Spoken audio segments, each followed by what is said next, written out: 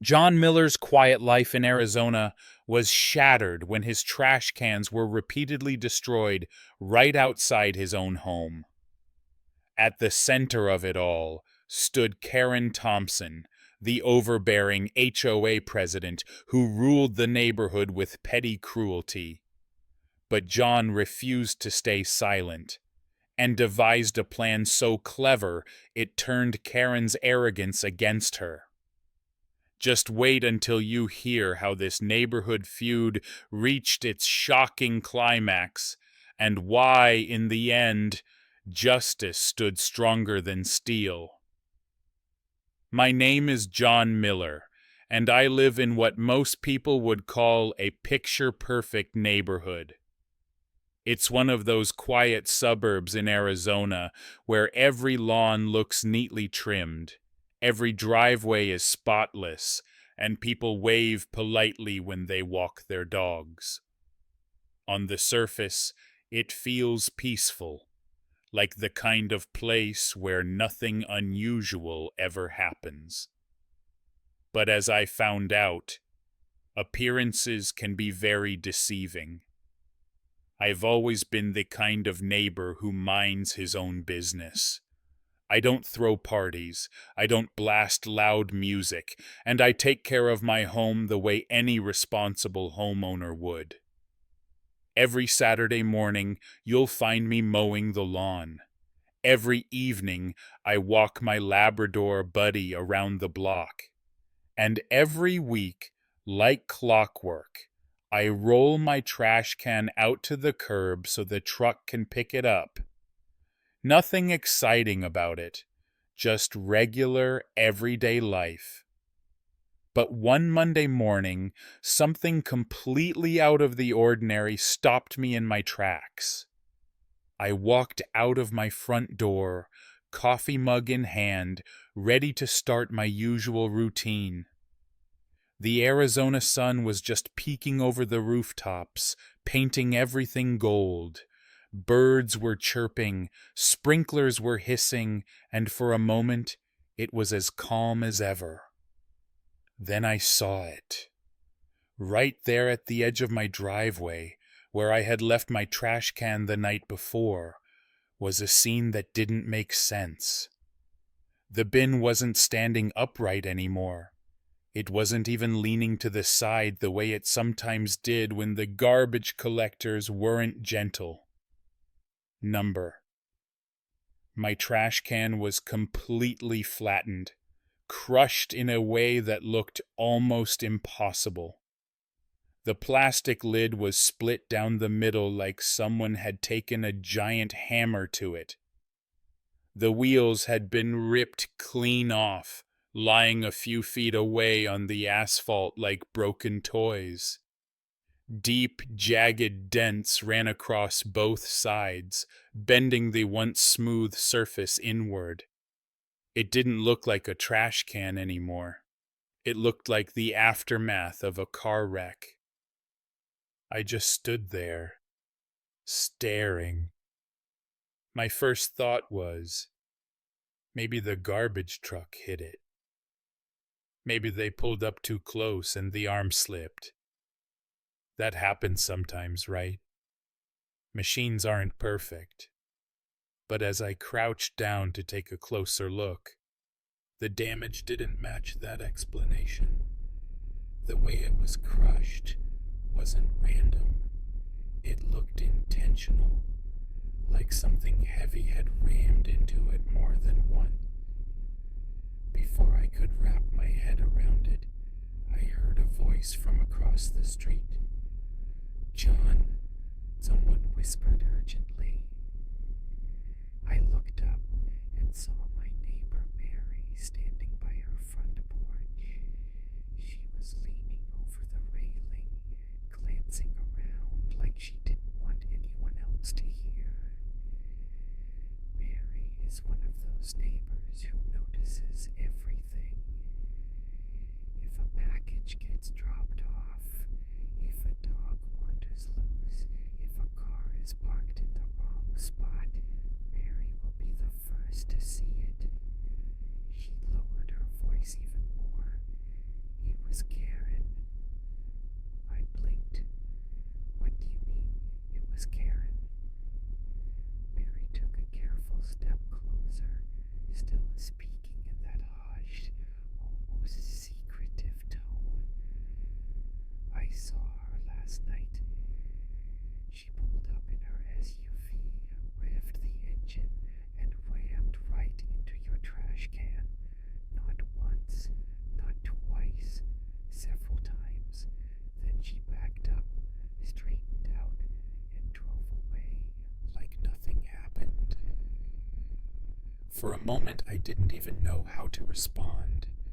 Karen, our HOA president, the same woman who constantly lectured people about rules and order, the same woman who wrote warning letters if your lawn was half an inch too tall. My mind couldn't connect the dots, but Mary's face told me she wasn't making it up. She looked genuinely concerned, almost guilty for being the one to break the news. John, she said softly, I didn't want to get involved, but you should know. She did it on purpose. I stood there on the curb, staring at the mangled remains of what used to be my trash can. The morning sun didn't feel warm anymore. The coffee in my mug suddenly tasted bitter. Everything around me, the quiet street, the neatly lined houses, the chirping birds, felt unreal, like I had stepped into some twisted version of my own neighborhood. And in that moment, shock settled in. Not just because my trash can had been destroyed, but because I realized something much bigger. This wasn't an accident. This was deliberate. Someone, specifically Karen, had chosen to do this. And if she could do something like that over a trash can, what else was she capable of? If what happened that first morning was shock, what came next was something deeper, something heavier. It was the kind of feeling that starts as a small ember and grows hotter each day until it consumes everything else.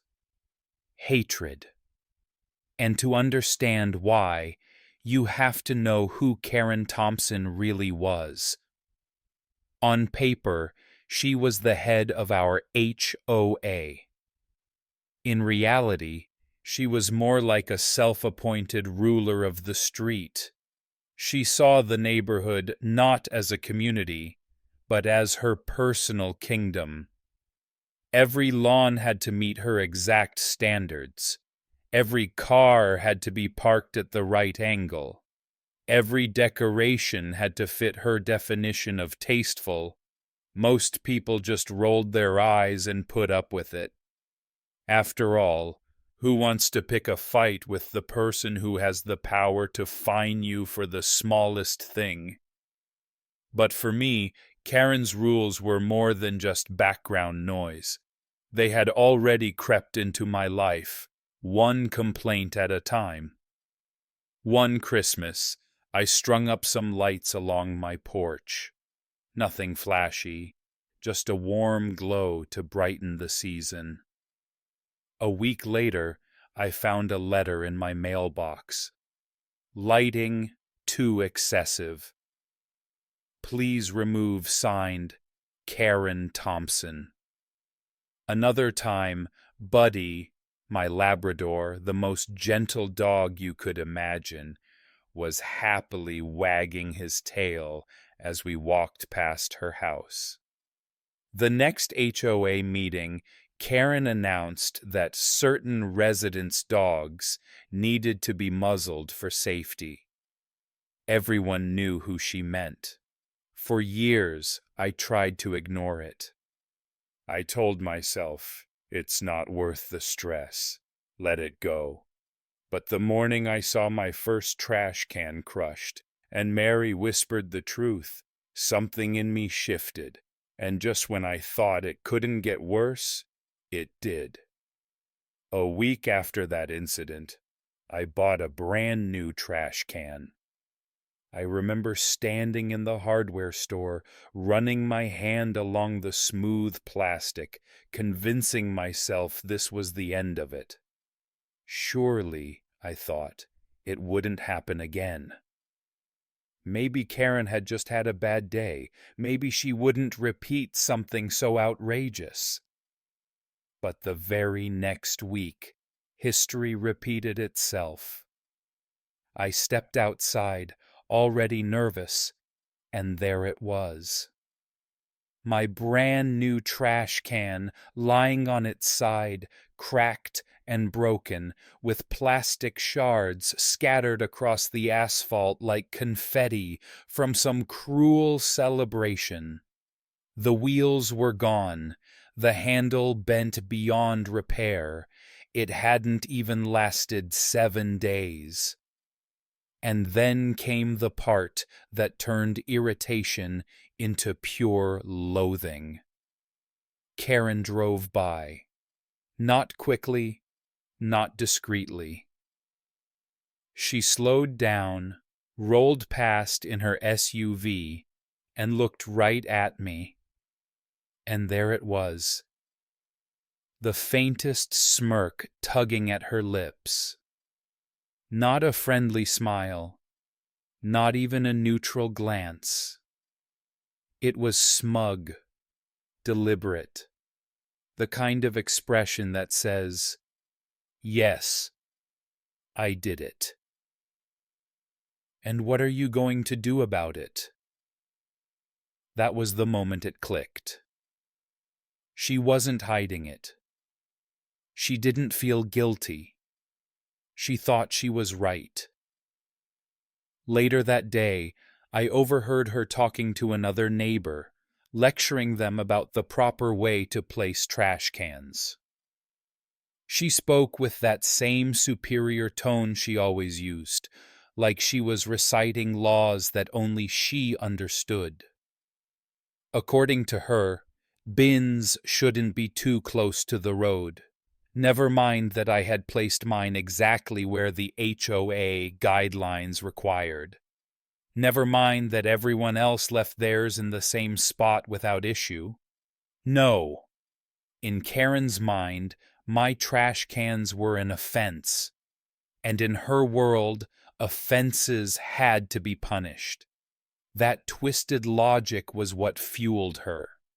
She didn't see it as petty vandalism. She saw it as correcting behavior, as if she were some guardian of order standing above the rest of us. But to me, it was something else entirely. It was harassment. It was disrespect. It was a violation of the simple peace I tried so hard to keep. Each time I looked at that pile of shattered plastic, the ember inside me flared brighter. My patience, once steady, was eroding. My tolerance, once strong, was cracking. I didn't just dislike Karen anymore. I despised her. Every smug look, every hypocritical lecture, every petty rule she enforced on others while breaking them herself, it all stacked up like bricks on my chest. And so, the ember turned into a fire. Hatred, growing like an avalanche in my chest, unstoppable and ready to bury everything in its path. Because I knew then this wasn't going to stop on its own. By the time my third trash can was destroyed, something inside me finally snapped. The first time had been shock. The second time, hatred. But the third time, that was different. That was when I realized silence was no longer an option. You can only swallow so much before the bitterness starts eating away at you. I had tried patience. I had tried reasoning with myself. I had even tried convincing myself that maybe, somehow, I was imagining it all. But there was no denying reality anymore. My neighbor, the president of the HOA, was deliberately targeting me, and she was getting away with it. Naturally, I did what any reasonable person would do. I filed a complaint. I sat down, typed it up carefully, attached photos of the damage, and submitted it through the official HOA process. I even copied the exact rule book that showed my trash cans were perfectly within the guidelines. I thought, surely they'll have to address this. It's so blatant, so obvious. But then I remembered. Who was the HOA president? Karen. Who reviewed the complaints? Karen. And where did my carefully written report end up? In the trash, faster than the trash that was supposed to be inside my can. That's when it hit me. She wasn't just breaking rules. She was untouchable. She had built a shield around herself, made up of bylaws, fake authority, and fear. Everyone else on the street avoided crossing her because they didn't want to deal with the consequences. And that shield made her bold. She thought she could do anything without being challenged. The more I thought about it, the angrier I became. It wasn't just about a trash can anymore. It was about dignity. It was about the principle of living in peace, without someone trampling over you for their own twisted satisfaction. One evening, as I stood by the curb staring at the wreckage of what used to be my third trash bin, an idea began to take shape. It started small, just a spark, the kind of thought you almost laugh off because it sounds ridiculous. But the longer I stood there, the stronger it grew. What if I didn't replace the trash can with another ordinary one? That thought kept circling in my mind. If she wanted to crush my cans so badly, why not let her? But this time, let her meet something that wouldn't give in so easily. Something that would fight back in silence without me saying a single word. The more I pictured it, the calmer I felt. My anger, once wild and chaotic, began to sharpen into focus. It wasn't about yelling at her or confronting her directly. That would never work. She thrived on conflict. No, this had to be something different, something clever, something final. That night, I called up an old friend of mine who worked in construction. He was the kind of guy who had access to materials most people never thought about. I explained the situation, careful to keep my tone light, almost joking, but he could hear the edge in my voice. And when I told him what I had in mind, there was a pause on the line. Then he chuckled. "You're serious, aren't you?" "Dead serious," I said. It took a week, but when the day came, I stood in my driveway staring at what looked like an ordinary trash can. Green plastic sides, a hinged lid, even wheels at the base. To anyone walking by, it was nothing out of the ordinary. But I knew the truth. Inside that shell was a reinforced core, solid concrete wrapped around a steel frame. It weighed close to half a ton. Moving it into place had taken 2 men and a dolly, and there it was, sitting quietly at the edge of my driveway, waiting. For the first time in months, I felt a sense of control returning. This wasn't just a trash can. This was my answer. I didn't need to raise my voice. I didn't need to break the rules. All I had to do was let Karen be Karen. Let her drive by with that same smug smile.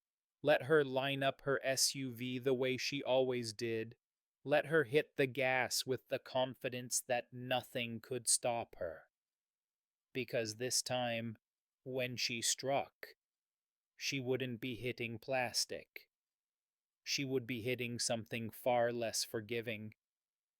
And I'll be honest, just imagining that moment was enough to turn my anger into anticipation. Monday morning arrived like any other, but for me it carried a weight of anticipation. I woke earlier than usual, brewed my coffee, and settled by the front window where I had the perfect view of the street. To anyone else, I probably looked like a man simply enjoying his morning routine. But inside, my pulse carried a steady rhythm of expectation. The concrete trash can stood at the curb, calm and unassuming. To the neighbors walking their dogs or jogging past, it was just another bin waiting for collection. Only I knew the truth. It wasn't just a container for garbage anymore. It was the quiet sentinel of my driveway, the culmination of weeks of frustration poured into steel and stone. Then I saw her. Karen's SUV rounded the corner, sunlight glinting off the hood. Even from a distance I could see her expression. That grin, wide, almost gleeful, the kind of grin a child might wear right before toppling a sandcastle. She slowed slightly, lining up her approach just as she had done countless times before. She thought this was routine. She thought it was her ritual. I leaned closer to the window, coffee forgotten in my hand. Her engine roared as she pressed the gas. The SUV lurched forward, aimed directly at my bin. There was no hesitation, no second guessing. She had done this so many times that it had become second nature. In her mind, she was about to add another victory to her private collection of petty triumphs, but this time was different. The sound that followed wasn't the hollow crunch of flimsy plastic giving way. It was a deep metallic thud that echoed down the street. The kind of sound you feel in your chest more than you hear with your ears. Karen's SUV jolted violently on impact. The bumper crumpled like paper, the hood buckled upward, and in a split second, the airbag exploded in a white puff against her face. I couldn't help it. I exhaled sharply, part laugh, part release of months of bottled-up tension. Outside, Karen stumbled out of the driver's seat, eyes wide, hair disheveled, completely stunned. She stood there staring at my trash can, my indestructible concrete sentinel, which hadn't moved an inch. Not a scratch, not a dent. It remained perfectly upright, the picture of calm in the middle of her chaos. Within minutes, doors opened all along the street. Neighbors stepped outside, drawn by the noise. Some gasped, some whispered, and then a few laughed outright when they realized what had happened. Phones came out, cameras clicked on. This wasn't just an incident anymore. It was a spectacle. Mary appeared at my side, having crossed the street. She leaned closer and whispered, her voice trembling with delight. "John, that was glorious." I couldn't take my eyes off the scene. Glorious was the perfect word. Karen, still shaken, tried to turn the situation around. She pointed at me, at my bin, raising her voice, trying to paint herself as the victim. But her words carried no weight. The neighbors had seen everything, and more importantly, the authorities soon arrived. 2 police officers surveyed the scene, calm but firm. They checked the position of the trash can, noted its exact placement on the curb. And when I showed them the HOA handbook, highlighting the very section that confirmed I had followed every rule to the letter, the matter was sealed. The officers turned their attention to Karen. Their verdict was clear: reckless driving, property damage, and endangering the neighborhood. Her protests dwindled into silence as a tow truck was called. I stood by my window, watching as her once proud SUV was hauled away, leaving behind only the echo of her arrogance. For the first time in months, maybe even years, I felt the tightness in my chest ease. Satisfaction washed over me, not the wild satisfaction of revenge, but the quiet, steady kind that comes from knowing justice had finally taken its course. Sometimes justice doesn't arrive neatly wrapped. Sometimes it doesn't come at all unless you give it a little push. In my case, it didn't come in words, or in complaints, or in shouting matches across lawns. It came in concrete. And as I stood there that Monday morning, surrounded by neighbors who had witnessed the fall of the so-called queen of the HOA, I realized something simple but powerful. Peace doesn't always happen on its own. Sometimes you have to build it. Sometimes you have to anchor it in steel, shape it with stone, and set it down on the curb for the world to see. That morning, I didn't just win back my trash can, I won back my peace.